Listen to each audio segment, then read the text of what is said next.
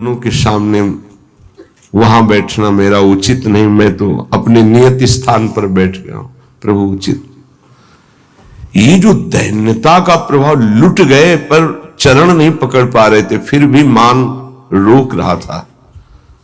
सभा में जाके बैठे, कई वेदांत की बातें की, तो महाप्रभु हर वेदांत के प्रश्न का उत्तर श्री कृष्ण परख देते और कहा वेदांत सूत्रों की रचना और भाषा प्रकट करने वाले भगवान व्यास देव जी भी सब कुछ करके भी एक अशांति का अनुभव कर रहे थे।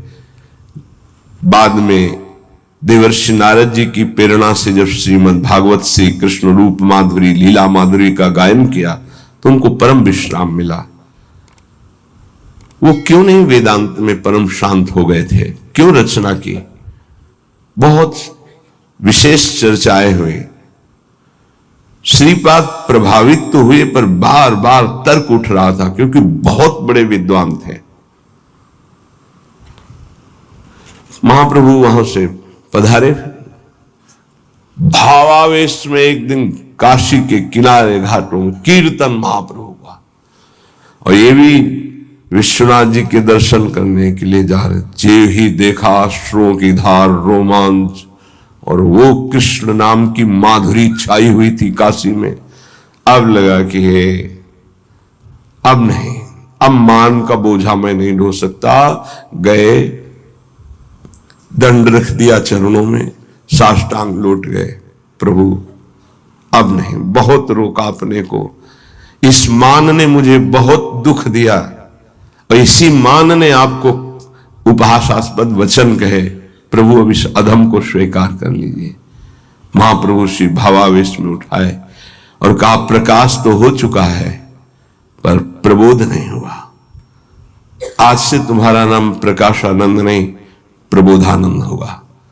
और श्री कृष्ण की अपार कृपा तुम्हारे ऊपर, जाओ श्री वृंदावन धाम की रज का सेवन करो। प्रियाजू की विशेष कृपा तुम पर हुई। वही कह रहे हैं, गुणैः सर्वहीनोऽप्यहम् अखिल जीव धाम तमो। मैं सब गुणों से हीन हूं। उस स्थिति का चिंतन करके कह रहे हैं, मैं बड़ा अधम जीव हूं। जीवाधमो अपशेषैर दोषः, कोई दोष ऐसा नहीं जो मेरे न हो, अर्थात सर्व दोष में अधम, सर्वगुणहीन। पर ऐसा होते हुए भी महाप्रभु चैतन्य देव हम पर रीझ गए। यद्यपि मैं महादुर्बुद्धि हूं, पर उनकी कृपा कोरने प्रसादाद यस्यैवाविव दमहो राधाम ब्रजपते। मुझे श्री किशोरी जी लाल जो मिल गए, मुझ महान अधम, सर्वगुणहीन, सर्वदोष युक्त, महान दुर्बुद्धि पर हम पर कृपा हो गई गौरांग महाप्रभु की। और मुझे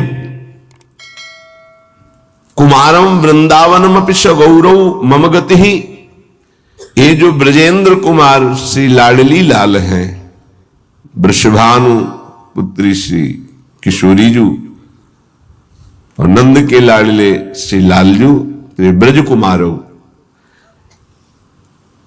इनकी प्रीति श्रीधाम वृंदावन, ये तो सगौरव मम गति ही, ये तो गौरांग महाप्रभु ने कृपा की तो मुझे काशी से भेज दिया वृंदावन, और उनके प्रताप से मुझे रस सिद्ध रसिकों का संग और प्रिया प्रीतम का प्रेम रंग, इसलिए ऐसे गौरांग महाप्रभु मेरी गति है। मैं कोटिशा उनके चरणों में नमस्कार करता हूं। इह भ्राम भ्रामम,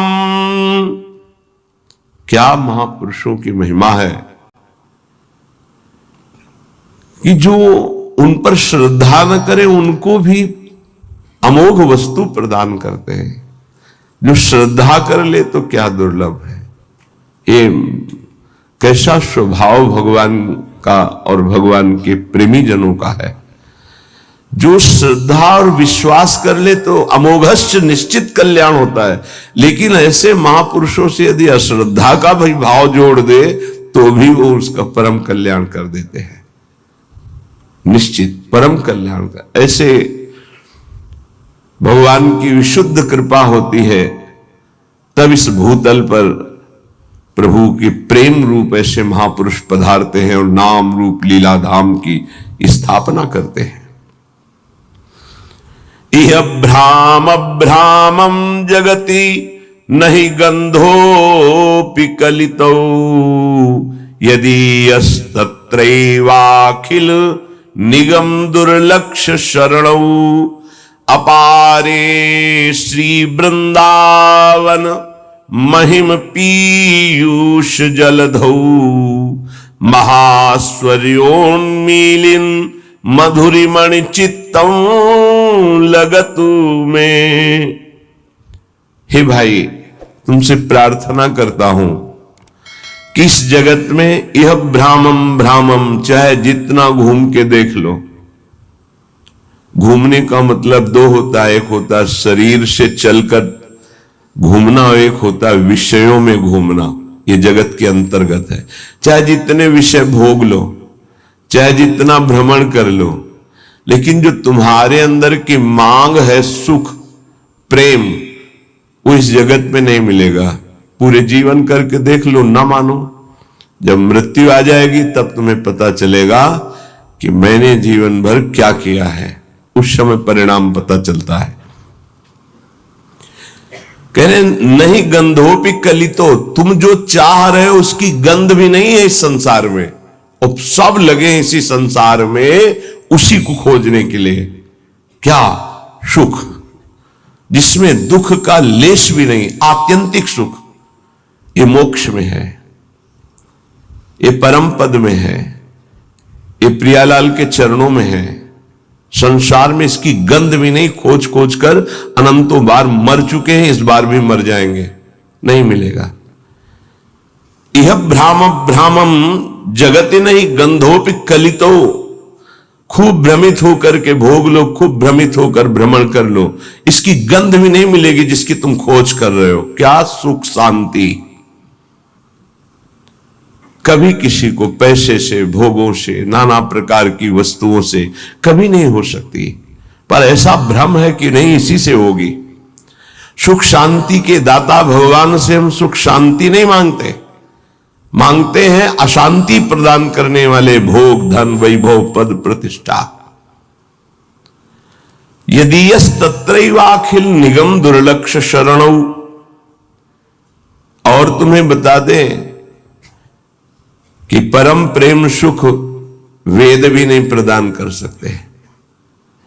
वेद भी जिसे नेति नेति कहते हैं, उन प्रभु को प्रेमाधीन किए हैं। और उस प्रेम का परिचय देवर्षि नारद जी कहते हैं, वेदान्नपि सन्न्यस्ति सा केवलम अवच्छिन्न अनुरागम लभते। जो वेद का भी संपूर्णतया संन्यास कर देता है, त्याग कर देता है, वो परम प्रेम को प्राप्त होता है। इसलिए कह रहे यदि यस्तत्रैवाखिल निगम दुर्लक्ष शरणौ। दुर्लक्ष है, जिस रस की बात हम कर रहे हैं वो वेदातीत है। अलक्षो राधाख्यम निखिल निगमई रप्यति तराम।